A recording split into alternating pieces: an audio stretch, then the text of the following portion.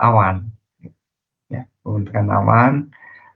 Kemudian dari sana nanti ada tetes awan, tetes hujan gitu ya. Nah itu semuanya terbentuk karena adanya aerosol. Aerosol yang sifatnya higroskopik. Higroskopik itu artinya menyerap uap air dari sekitarnya. Ya, itu namanya aerosol. Nah, makanya kalau kemudian aerosolnya ukurannya lebih besar, ya, makin ukurannya gede, maka ketika jatuh dari awan, dia akan wujudnya hujan. Ya. Hujan atau bisa jadi salju gitu. Itu bisa seperti itu. Ya, itu nanti kita bisa bicara lebih banyak itu di.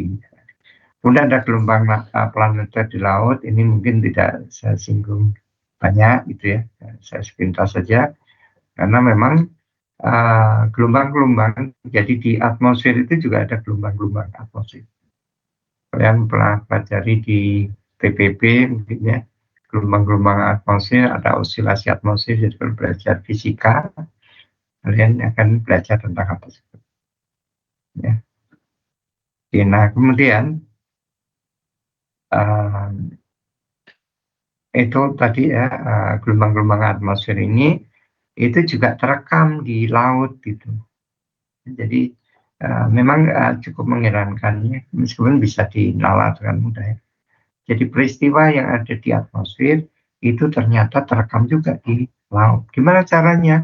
Itu tidak lain dengan menggunakan metode-metode yang bisa diketahui dari parameter-parameter baik atmosfer maupun laut. Bukan itu, tapi dinamika atau arus laut gitu ya, arus laut atau suhu aja lah, suhu permukaan laut. Dia juga merekam peristiwa-peristiwa yang terjadi di atasnya. Jadi ada gelombang-gelombang Kelvin, gravity, kemudian ada gelombang yang lain, microscopic gravity dan seterusnya, MCO dan seterusnya, atau Madden-Julian oscillation, itu semuanya terekam di dalam dinamika air laut. Ya, misalkan dari aspek suhunya. Atau misalkan dengan tekanan ya. Tekanan atmosfer itu juga terekam di laut. Ya, jadi jangan heran kalau kemudian ternyata banyak peristiwa-peristiwa yang ada di atmosfer itu terekam di dalam parameter-parameter laut ya, atau fluida. Itu nanti saya akan sepintas membahas tentang itu. Lalu ada fenomena iklim seperti ENSO. ENSO itu adalah singkatan dari El Nino and Southern Oscillation. El Nino dan osilasi selatan. Ini peristiwa ini juga saya akan singgung karena mau tidak mau, suka tidak suka, ini juga berpengaruh pada kondisi iklim yang ada di atmosfer. Jadi ENSO itu sebenarnya peristiwa di laut, ya, atau El Nino lah, El Nino, La Nina gitu ya. Itu adalah peristiwa yang terjadi di laut dan dampaknya pada kondisi entah kelembapan atmosfernya kah, pembentukan awannya kah, atau misalkan sirkulasi udaranya kah, itu terpengaruh. Dan ketika itu pada skala besar, maka gerak atmosfer terpengaruh ya, dalam arah zonal, artinya dalam arah barat timur itu akan terpengaruh. Demikian juga yang arah utara selatan itu terpengaruh, lokal juga demikian. Jadi itu seperti itu yang menyebabkan dunia, iklim dan cuaca dunia menjadi berubah. Ya, itu adanya El Nino atau La Nina. Lalu ada osilasi selatan atau Southern Oscillation. Osilasi selatan itu tidak lain peristiwa naik turunnya tekanan udara ya, yang terjadi antara Pasifik ya, dengan Samudra Hindia. Itu di selatan ekuator dan itu bisa terdeteksi dari parameter tekanan, ya, tekanan udara. Jadi kalau di Pasifik khususnya bagian tenggara itu tekanannya tinggi, maka di Samudra Hindia bagian timur atau Pasifik bagian barat itu tekanannya rendah misalnya. Maka itu seperti itu. Nah, kebalikannya ketika di Pasifik Tenggara itu rendah, maka yang di barat itu tinggi. Jadi seperti itu. Oleh karena itu, maka itu juga berpengaruh dan itu ada koneksinya dengan El Nino La Nina, maka digabunglah istilah El Nino dengan osilasi selatan itu menjadi ENSO. Ya, terus seperti itu. Nah, nanti kita bisa bahas lebih jauh di dalam perkuliahan. Kemudian ada IOD. IOD itu adalah Indian Ocean Dipole. Itu peristiwa di Samudra Hindia, mirip-mirip dengan El Nino La Nina. Tapi ini ada di dua kutub yang berbeda. Jadi di Samudra Hindia bagian barat dan di Samudra Hindia bagian timur di sekitar ekuator. Ya, dan itu mempunyai dampak yang ini kayak aduh sisi yang berdampak besar. Coba dimatiin mic-nya kok bisa masuk. Oke. Nah, kemudian apa namanya? Jadi itu tadi terkait dengan IoT ya. Mana tadi? Oke. Jadi itu yang terkait dengan IoT dan Indian Ocean Dipole. Nah, kalau ada IoT positif, ada IoT negatif, gitu ya. Nah, nanti dilihat dari penyimpangan suhu permukaan laut di kedua wilayah tadi yang saya sebut. Ya, kalau di barat itu lebih tinggi daripada biasanya, di timur lebih rendah daripada biasanya, maka ada dipole mode positif.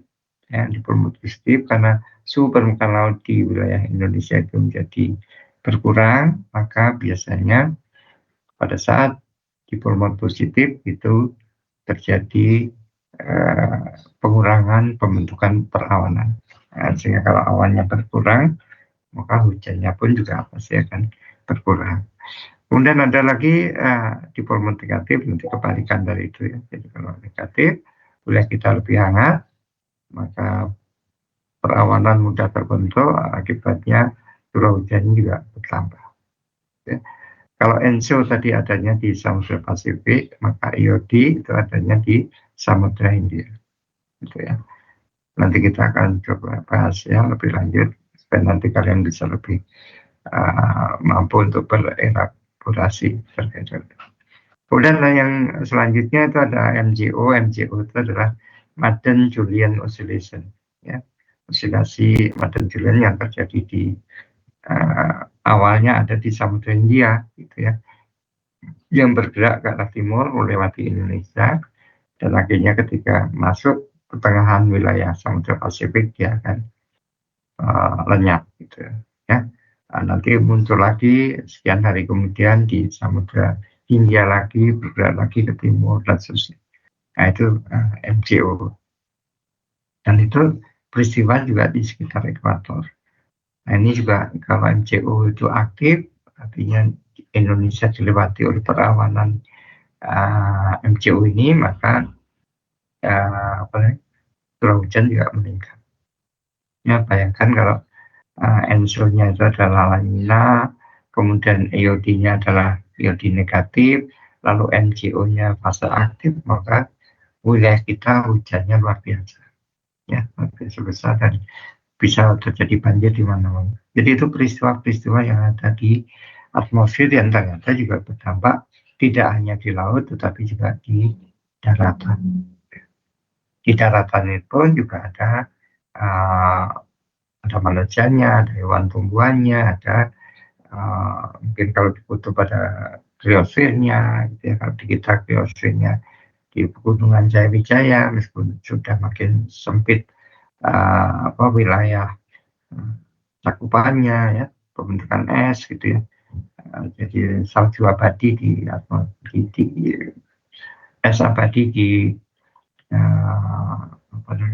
Graceberg sekitar itu dan ya yang sekarang mulai jauh berkurang. Kemudian interaksi atmosfer lautnya sendiri misalkan di batas antara ini atmosfernya, ini lautnya. Nah, pertukaran kelembapan di antara lautan dengan atmosfer itu seperti apa, kemudian bagaimana atmosfer itu berdampak pada suhu di permukaan laut, kemudian juga ada berbagai macam hal, ya, termasuk misalkan ada biologi laut yang berpengaruh pada kondisi di atmosfer di atas. Ya, jadi itu interaksi ya antara laut. Kemudian mekanisme perubahan iklim, nah ini juga ada coral bleaching gitu ya. Jadi koralnya menjadi putih, makin putih gitu karena suhu lautnya juga makin meningkat gitu.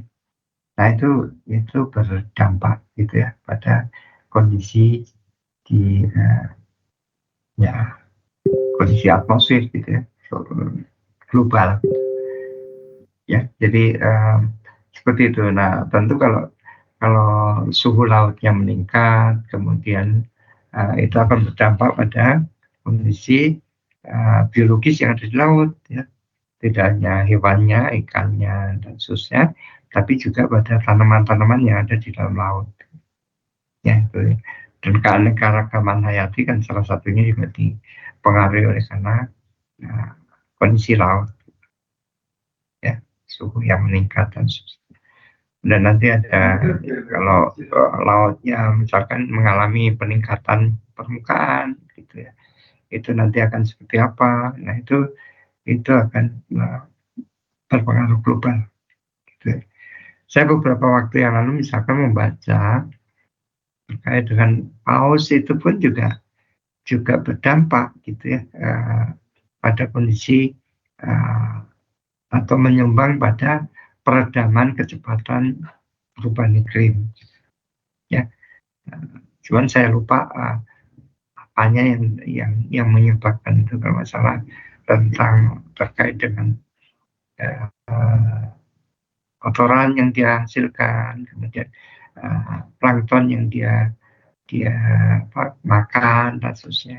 Plankton kan ada zooplankton dan fitoplankton. Fitoplankton itu kan berpengaruh pada kondisi ketersediaan oksigen. Ya, jadi ketika banyak plankton dimakan, tentu jumlah fitoplanktonnya menjadi jauh berkurang, dan itu akan berdampak pada kondisi laut ya dan atmosfer di atasnya. Jadi fitoplankton itu adalah menyerap CO2 dari atmosfer ya. Kalau penyerap CO2 dari atmosfer itu menjadi berkurang, maka tentu saja akan menyebabkan banyak CO2 di atmosfer yang tidak terserap.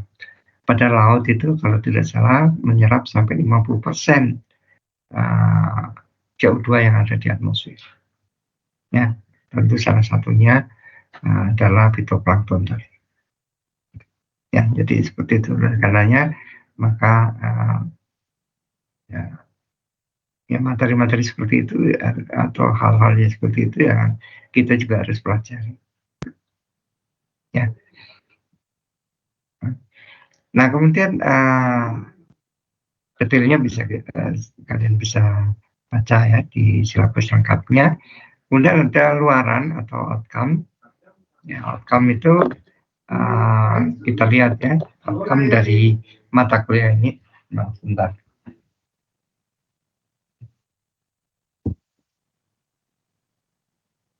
Jadi outcome itu setidaknya mampu menjelaskan interaksi atmosfer laut dalam sistem bumi dan berbagai masalah fenomenanya. Contohnya tadi, ya. Kemudian nanti yang kedua adalah mahasiswa mampu menginterpretasi atau luaran. Jadi mungkin nanti ada ngolah data, kalian juga bisa ngolah data ya. Nanti dibantu oleh asisten. Kemudian yang ketiga adalah mahasiswa mampu menganalisis pengaruh berbagai fenomena interaksi atmosfer laut terhadap cuaca dan iklim. Ya, termasuk misalkan ya tadi ya kalau biologi lautnya ada zooplankton, mungkin termasuk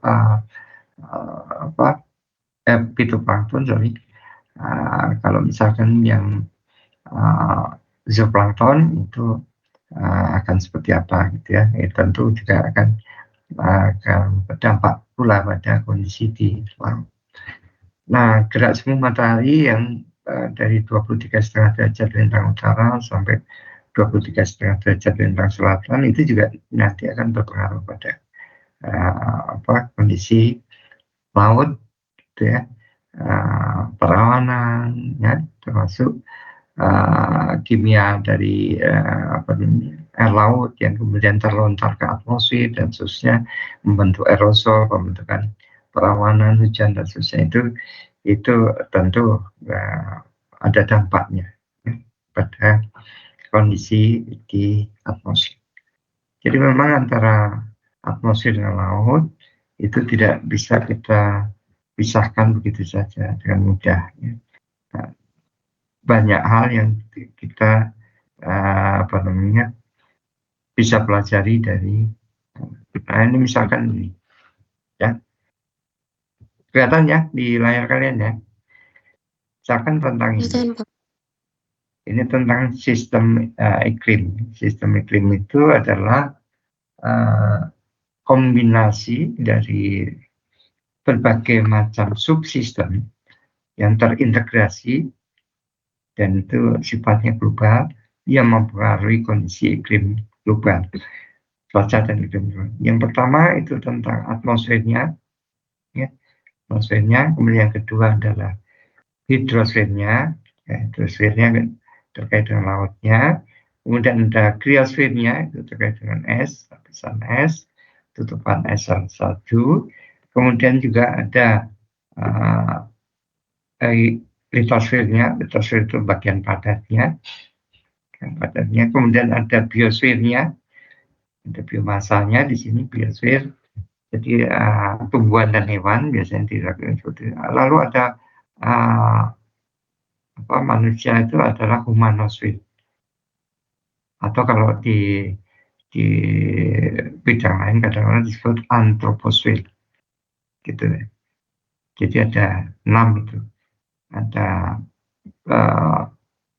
atmosfer, ada hidrosfer, ada kriosfer, ada litosfer, ada humanosfer, dan ada biosfer. Nah ini semua berinteraksi satu dengan yang lain sehingga membentuk apa yang kita sebut sebagai sistem iklim. Nah, kita bisa lihat ya, misalkan ya, kondisi karena kita bahasnya dari laut ya dan atmosfer, maka kondisi di laut dan atmosfer itu ada banyak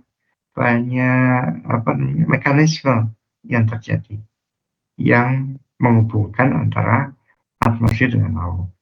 Nah, misalkan ada proses evaporasi, ya. Evaporasi biasanya kan dari permukaan laut gitu ya, menguap ke atmosfer. Evaporasi itu bisa disebut sebagai penguapan ya. Jadi masuk ke atmosfer, membentuk awan gitu ya.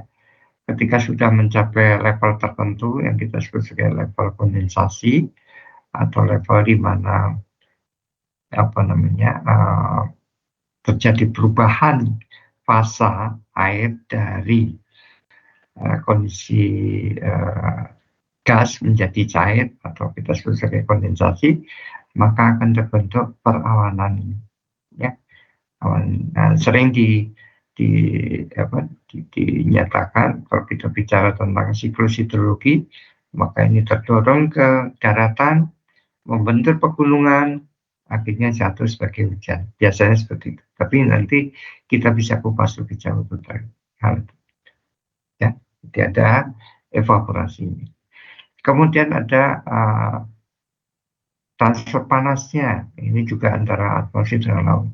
Lebih hangat yang mana? Itu antara atmosfer dan laut. Kalau misalkan atmosfernya lebih hangat, maka dia akan masuk ke dalam lautan, ya, sampai kedalaman tertentu, dan itu akan berpengaruh banyak pada kondisi kehidupan yang ada di laut.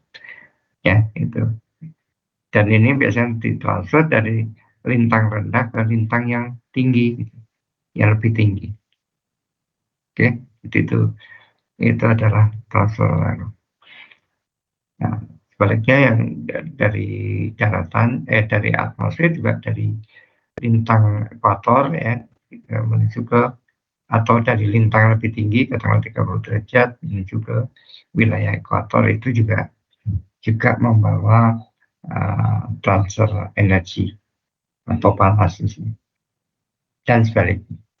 Kemudian ada transfer momentum, ya, ada gerak-gerak antara benturan antara apa nih, ya atmosfer dengan laut itu seperti apa terkait dengan misalkan mungkin ada kimiawinya gitu ya termasuk di dalamnya itu bisa saja terjadi. Ya, kemudian ada transfer gas itu juga demikian. Jadi laut kan menyimpan gas-gas juga, ya kan? Karena molekulnya lebih padat daripada atmosfer, ya, dan kemudian apa namanya? Kalau ada atmosfer yang kan O2 mengisi atau udara kan mengisi semua ini ya. Nah, karena lebih wong daratan saja bisa kemasukan adanya oksigen gitu ya sampai kedalaman tertentu. Tentu laut pun juga demikian. Nah, ini ada interaksi gas-gas atau transfer gas dari atmosfer ke laut ataupun dari laut ke atmosfer. Kemudian juga ini ya, ini long wave radiation ya. Ini juga berpengaruh. Ada long wave radiation itu adalah radiasi gelombang panjang dari bumi yaitu ke atmosfer. Itu juga akan berdampak. Kemudian ada presitasinya, ini juga akan berdampak. Misalkan konsentrasi dari air laut ya, konsentrasi kimia dari air laut itu juga terdampak oleh karena adanya presitasi. Ya, selain presitasi sendiri atau perawanan sendiri juga mempunyai dampak pada laut. Dan laut pun juga dan seterusnya. Ya, jadi ini hal-hal yang nanti sebagian akan kita kaji di dalam ini, termasuk tadi bahasan-bahasan yang ada ENSO, ada IoT, ada MCO. Ya. Nah, itu oleh karenanya saya harapkan kalian ya, cari berbagai apa namanya referensi yang mendukung. Ya. Insya Allah banyak bermanfaat di dalam perkuliahan kita kali ini. Ini contohnya ya, ada beberapa contoh atau nanti kalian googling saja pakai ya, biasa nanti ada PDF tertentu yang bisa kita bahas, ya, kita diskusikan. Baik, itu kira-kira ada yang mau ditanyakan?